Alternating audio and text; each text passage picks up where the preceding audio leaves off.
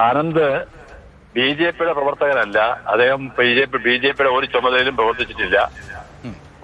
കഴിഞ്ഞ കുറെ കാലങ്ങളായി അദ്ദേഹം പ്രവർത്തനങ്ങളിലോ മറ്റ് ആർഎസ്എസിന്റെ പ്രവർത്തനം നേരത്തെ ഉണ്ടായിരുന്നു. ഈ കഴിഞ്ഞ കുറെ വർഷങ്ങളായിട്ട് പ്രവർത്തനത്തിൽ കർഷക മോർച്ചയിലോ മറ്റോ പ്രവർത്തിച്ചോ? ഇല്ല, ഒന്നും പ്രവർത്തിച്ചിട്ടില്ല. ബി.ജെ.പിയുടെ ഒരു ചുമതലയിലോ ഒന്നും പ്രവർത്തിച്ചിട്ടില്ല.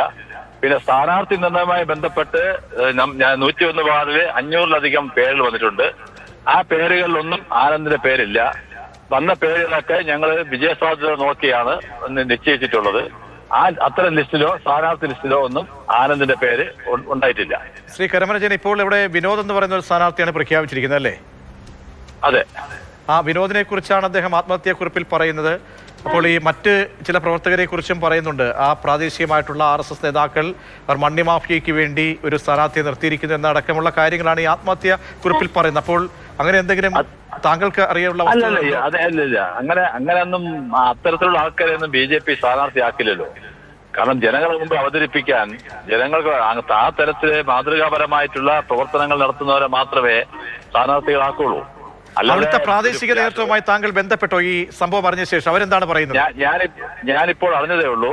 അദ്ദേഹത്തിന്റെ മരണം എന്തായാലും ഒരു വളരെ ദുഃഖകരമായ മരണമാണ്. പക്ഷേ അത് എന്താണ് അദ്ദേഹത്തിന്റെ മനോവേദന എന്ന് നമുക്കറിയില്ല. അത് വന്നാലേ എനിക്ക് പറയാൻ പറ്റൂ.